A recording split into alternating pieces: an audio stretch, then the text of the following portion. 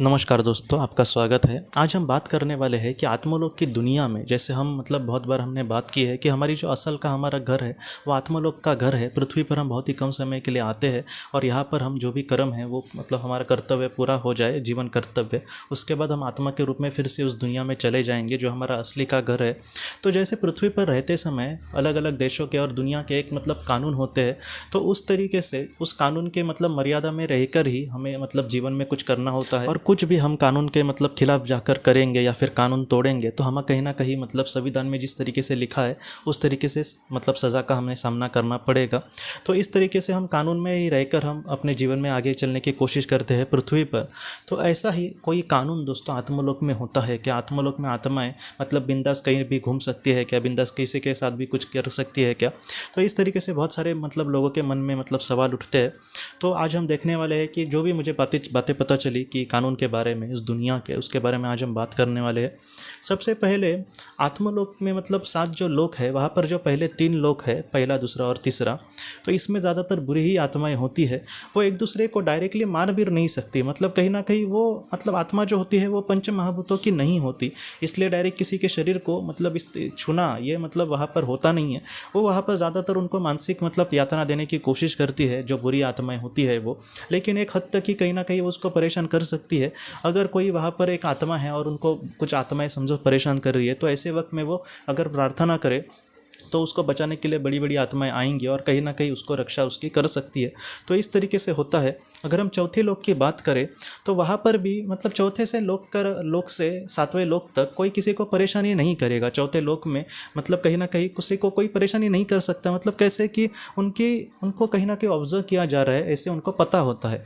जैसे मैं आपको एक उदाहरण के लिए कह रहा हूँ कि 4 बुरे लोगों को एक CCTV कैमरा उनके रूम में है और उनको कुछ काम दिया है, तो ऐसे वक्त में उनको पता है कि उनको पूरी दुनिया देख रही है या फिर बड़े बड़े अधिकारी देख रहे हैं, तो ऐसे वक्त में वो किसी का बुरा नहीं करेंगे क्योंकि उनको पता होगा कि ये बातें किसी को पता चल जाएंगी और उसकी सज़ा उनको ही मिलेगी। तो इस तरीके से कहीं ना कहीं वो नहीं करेंगे। लेकिन ये जो बुरे लोग हैं वो डर के वजह से नहीं कर रहे। लेकिन आत्मलोक में चौथे से 7वें लोक को लेकर अगर हम देखें तो वहाँ पर बुरा ऐसा कुछ भी नहीं होता, वहाँ पर कोई भी बुरा नहीं होगा क्योंकि बुरे लोग तो पहले 3 लोकों में हैं। तो इस वजह से वो किसी के साथ भी बुरा नहीं करेंगे। तो आत्मलोक में हम किसी के साथ कुछ भी करें ऐसा ज़रा भी नहीं होगा। क्यों? क्योंकि कहीं ना कहीं उनको सारी चीज़ें पता होती है कि यहाँ पर कानून कैसे है और वो एक दूसरे के उनके मन में ही बुराई नहीं होती तो वो कुछ करेंगे ही नहीं।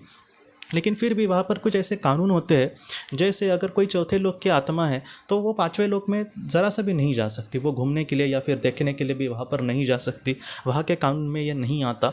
और ये कहीं ना कहीं इस तरीके से बहुत सारी आत्माएं ऐसे कहती है कि जैसे 5वें जब लोक में आत्माएं जाती है तब उनके शरीर का कहीं ना कहीं उस तरीके से विकास हुआ होता है, उनकी आत्मा का। और इस वजह से जैसे 5वें लोक में बहुत ही ज़्यादा तेज है, वहाँ का जो वातावरण है वो थोड़ा सा अलग है चौथे लोक से।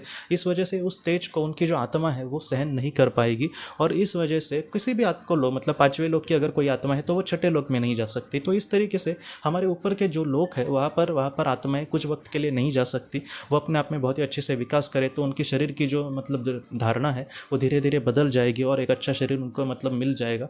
लेकिन वो शरीर उनके आत्मा में ही वो वैसे बदलाव हो जाएंगे और बाद में वो उस लोक में जा सकते हैं। ये जो सारी चीज़ें हैं उनके कर्म पर निर्धारित की है कि जैसे आप कर्म करेंगे वैसे आपके आत्मा में विकास होगा और बाद में आप वहाँ पर जा सकते हैं। तो उनके कानून में अगर हम बात करें तो एक तरीके से इस तरीके से बातें आती है कि जैसे नीचे की लोक की जो आत्माएं हैं वो ऊपर के लोक में नहीं जा सकती, लेकिन अगर चौथे लोक की आत्मा तीसरे लोक में आना चाहे तो ऐसे वक्त में वो ज़रूर आ सकती है। लेकिन डायरेक्ट वो दूसरे तीसरे लोक में नहीं आती, बल्कि उनके साथ कभी कभी कोई मार्गदर्शक आत्माएं आती है, क्योंकि हो सकता है कि तीसरे लोक की आत्मा कहीं ना कहीं उनको परेशान करे।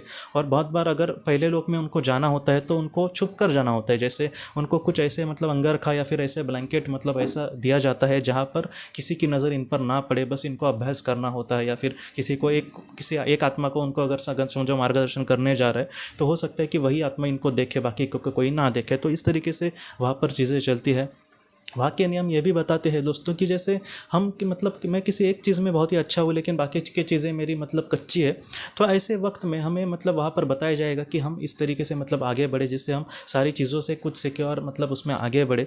जैसे हम किसी स्कूल में हैं और हमारा कोई एक सब्जेक्ट ही अच्छा है या फिर 6 सब्जेक्ट में से 4 सब्जेक्ट बहुत ही अच्छे हैं लेकिन 2 सब्जेक्ट में हमें 0 मार्क्स मिल रहे, तो ऐसे वक्त में हम वो स्टैंडर्ड या फिर वो इयत्ता पास नहीं कर पाएंगे। इसलिए क्या होगा कि हमें जितना हो सके सारी चीज़ें वहाँ पर करके ही ही आगे बढ़ना पड़ता है।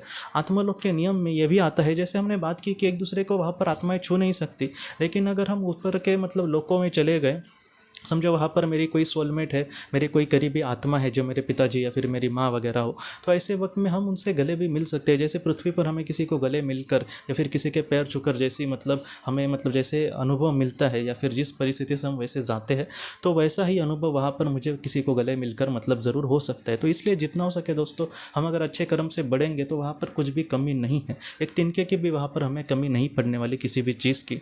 और वहाँ के कानून इस तरीके से होते हैं, जैसे मतलब वहाँ पर किसी बुरे भी इंसान को अगर स्वर्ग में डाला जाए तो उसके भी मन में कहीं ना कहीं अच्छे ही विचार आएंगे। तो इस तरीके से वहाँ पर अगर हम समझो है उस दुनिया में, तो वहाँ पर हम मतलब और भी अच्छे बनने की कोशिश कर सकते हैं और फिर से पृथ्वी पर आकर अच्छे कर्म करके एक एक लोग ऊपर जा सकते हैं। लेकिन ये जो सारी चीज़ें हैं वो वहाँ पर बहुत ही अच्छी लिख सकती है या फिर बहुत ही आसान लग सकती है, लेकिन जब हम पृथ्वी पर आते हैं तब इस माया जाल में कहीं ना कहीं फंसते हैं।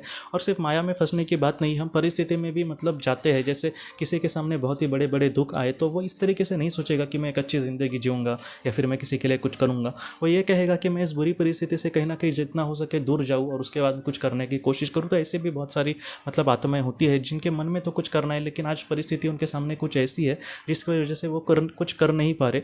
तो ऐसे मुझे भी लोग ऐसे बहुत सारी बातें बताते हैं, जैसे मुझे भी किसी के लिए कुछ करना है, लेकिन फिलहाल क्या मेरा दुख ही इतना बड़ा है, जैसे किसी ने किसी अपने को खोया है, तो ऐसे वक्त में मैं इस दुख से ही बाहर नहीं आ पा रहा, तो मैं किसी के लिए क्या करूँ। तो मैं आपको दिल से कहता हूँ दोस्तों कि आपकी आत्मा ने कहीं ना कहीं इस मतलब परिस्थिति का चुनाव किसी कारण की वजह से किया होगा, इसलिए आप जितना हो सके इसी परिस्थिति का बहुत ही अच्छे से मतलब सामना करने की कोशिश करें, अपने आप को संभालें और जीवन में आगे बढ़े। इससे क्या होगा कि आपने मतलब किसी के लिए कुछ करके आपको जो पुण्य मिल सकता था, तो वो ये भी मतलब इसी परिस्थिति का सामना करके भी आपको ज़रूर मिल सकता है। तो आप ज़रा भी हताश ना हो, जितना हो सके मतलब रोज़ के जीवन में मैं थोड़ा बहुत भी किसी के लिए कुछ कर सकूँ तो ये भी बहुत बड़ी बात है। तो इस तरीके से दोस्तों किसी भी चीज़ से आप प्लीज़ हताश मत होना। आपके जो अपने हैं, अगर किसी ने अपने को खोया है तो वो उस दुनिया में होगा जहाँ पर मतलब दो वक्त के भी मतलब वहाँ पर दुख नहीं है, वहाँ पर वो बहुत ही अच्छे से मतलब रहता होगा। और इस दुनिया में जितना हो सके हम बहुत ही अच्छे से अपना जीवन कर्तव्य अगर पूरा करेंगे तो हो सकता है कि वो हमें लेने के लिए मतलब हमारा काम होने के बाद वो हमें लेने के लिए आए और उनके साथ हम बहुत ही अच्छे से वहाँ के मतलब आगे के सफ़र को बढ़े। और हो सकता है कि पृथ्वी पर जब हम जन्म ले तो उनके साथ ही ज़रूर ले सकते हैं और हमारे जो भी अधूरे सपने हैं उसको भी बहुत ही अच्छे से पूरा कर सकते हैं। तो इस तरीके से जो भी मुझे मतलब थोड़े बहुत जो कानून पता थे, इसमें और भी बातें मतलब मुझे पता चली तो मैं आपके साथ ज़रूर शेयर करूंगा दोस्तों, क्योंकि ये बहुत ही ज़्यादा महत्वपूर्ण बात है। तो दोस्तों हम अपनी अगली वीडियो में किसी नए विषय को लेकर मिलेंगे, तब तक आप अपने परिवार का ख्याल रखना। आपका बहुत बहुत धन्यवाद। ज़िंदगी की रोशनी ये एक कंसल्टेंसी है जो ऐसे लोगों को मदद करने की कोशिश करती है जिन्होंने किसी अपने को खोया है या फिर जो लोग अपने जीवन में बहुत ही ज़्यादा दुखी है। जो लोग इस संस्था के साथ जुड़ते हैं उन्हें पास्ट लाइफ रिग्रेशन की ऑडियोज़ भेजी जाएगी, जिससे घर बैठे वह पास्ट लाइफ रिग्रेशन का अभ्यास कर सकते हैं। और उन्हें 5 मेडिटेशन ध्यान की भी ऑडियोज़ भेजी जाएगी और इसके साथ साथ उन्हें PDF किताबें भेजी जाएंगी जो हिंदी और अंग्रेज़ी में है, जो मोबाइल पर या फिर लैपटॉप पर आप उसे पढ़ सकते हैं। और 10 ऑडियो बुक्स भी आपको भेजी जाएंगी। तो दोस्तों अगर आप इस संस्था के साथ जुड़ना चाहते हैं तो कृपया इस नंबर पे व्हाट्सएप मैसेज करें। आपका बहुत बहुत धन्यवाद।